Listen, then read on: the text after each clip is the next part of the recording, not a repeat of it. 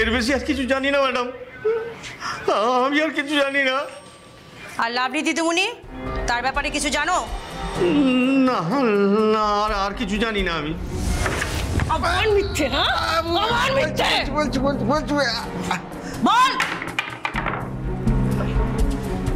Lovely দিদিমণির সাথেও ওদের একটা ঝামেলা চলছিল। আসলে রাতে আমার ভালো ঘুম হয় না, তাই রিসর্টের চারিদিকে আমি ঘুরে বেড়াই। সেদিনও রাতে আমি এমনিভাবেই ঘুরে বেড়াচ্ছিলাম, হঠাৎ দেখি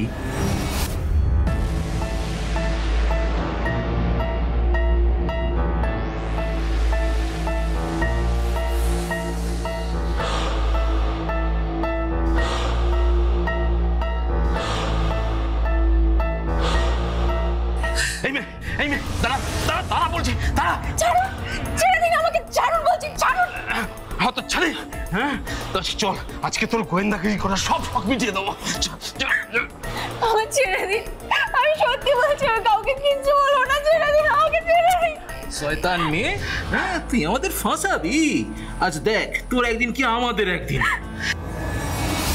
বুঝতে পারছিলাম একটা ক্যাচাল বেঁধেছে, কিন্তু প্রাণের ভয়ে জানার চেষ্টা করতে পারিনি।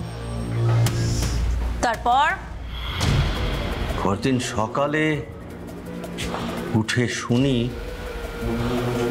লাভলি দিদিমণি চাকরি ছেড়ে চলে গেছে। না, আমার বোন চাকরি ছাড়েনি। ও চাকরি ছাড়ার মতো মেয়েই নয়। আর তাছাড়াও ওখানে রিসেপশনিস্টে জব করতে তো যায়নি, ও গিয়েছিল স্পেশাল মিশনে। স্পেশাল মিশন বলতে? আমার বোন ছিল ক্রাইম জার্নালিস্ট।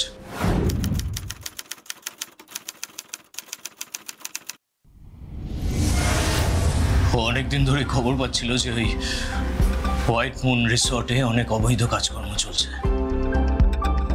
তাই ওখানে আন্ডার কভার জার্নালিস্ট হিসেবে গিয়েছিল ওদের এক্সপোজ করার উদ্দেশ্য নিয়ে। তারপর ও আমাকে মাঝে মধ্যেই কল করতো, বলতো দাদা অনেক এভিডেন্স কালেক্ট করেছি, আর মাত্র কয়েকটা দিন, তারপরে সবার মুখোশ খুলে দেবো। কিন্তু কিন্তু কি? কিন্তু হঠাৎ করে উধাও হয়ে গেল ম্যাডাম। ওরা আমাকে বলেছিল যে ওটা কি চাকরি ছেড়ে চলে গেছে। ওরা আমাকে এও বলেছিল যে ওটা কি কারো একটা সাথে পালিয়ে গেছে। বিশ্বাস করুন ম্যাডাম, আমি ওদের একটা কথাও মানতে চাই, কিন্তু তারপর না ওরা আমাকে একটা চিঠি দেখিয়েছিল।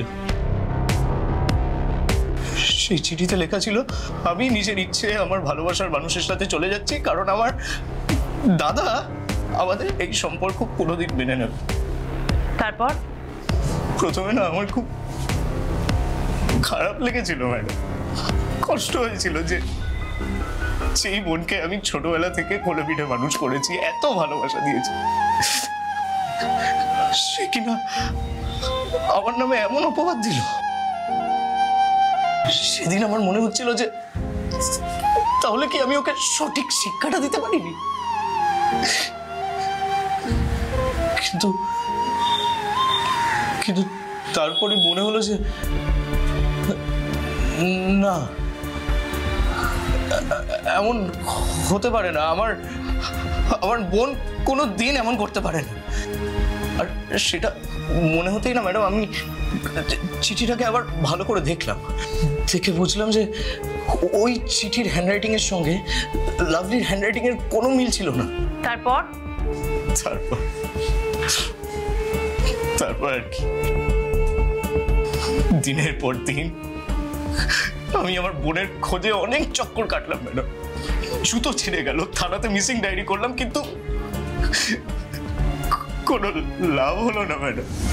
আমি আমার বোনের আর কোনো খবর পেলাম না।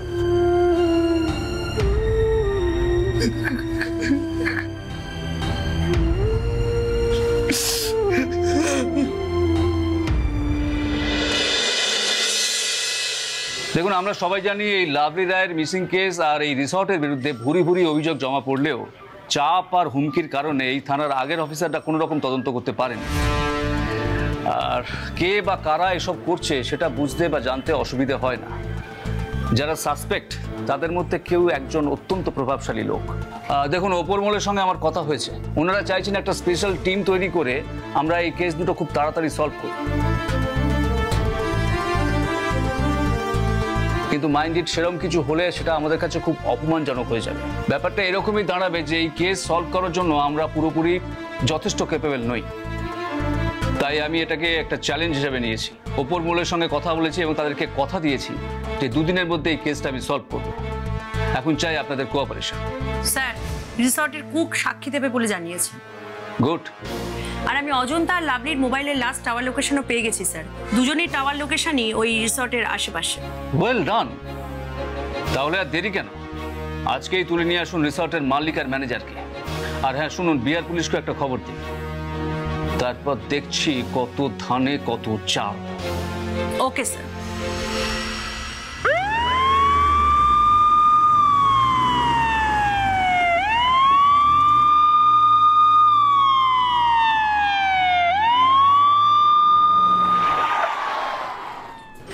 এভাবে আমাদের ধরে নিয়ে এসে ঠিক করলেন না কিন্তু। আমার হাত কিন্তু অনেক লম্বা আছে, আমি বলে দিলাম। অফিসার! এই কি হলো, এত চিৎকার কিসের? তোর হাত লম্বা হতে পারে ঠিকই, কিন্তু আইনের হাত তার চেয়ে অনেক বেশি লম্বা।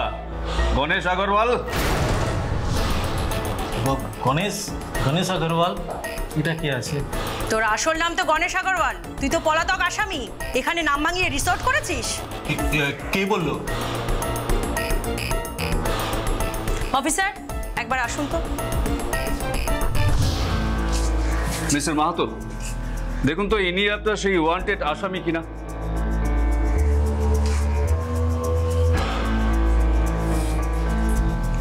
হ্যাঁ, এই লোকটাই আছে, কোনো ডাউট নেই। ইনি একজন নটোরিয়াস হিউম্যান ট্রাফিকার। এনার নামে বিহার, ঝাড়খণ্ড, ইউপিতে কমসে কম 100-র বেশি এফআইআর আছে। ও ওকে, থ্যাংক ইউ মিস্টার মাহাতো। আসুন। এই অজন্তার কি হয়েছে? আর লাভলিকে কি করেছিস তোরা? ওরা চাকরি ছেড়ে চলে গেছে। চাকরি ছেড়ে চলে গেছে না? কাকতালীয়। দুজনের মোবাইলের সুইচ অফ, দুজনের টাওয়ার লোকেশন বলছে তোদের রিসর্টের আশেপাশে, আর দুজনেই বাড়ি ফিরলো না। জানি না ম্যাডাম, আমরা কিচ্ছু জানি না। না, 8 ডিগ্রি না দিলে এরা পেট থেকে কিছুই কথা বার করবে না। রেণুকা, মারবেন না।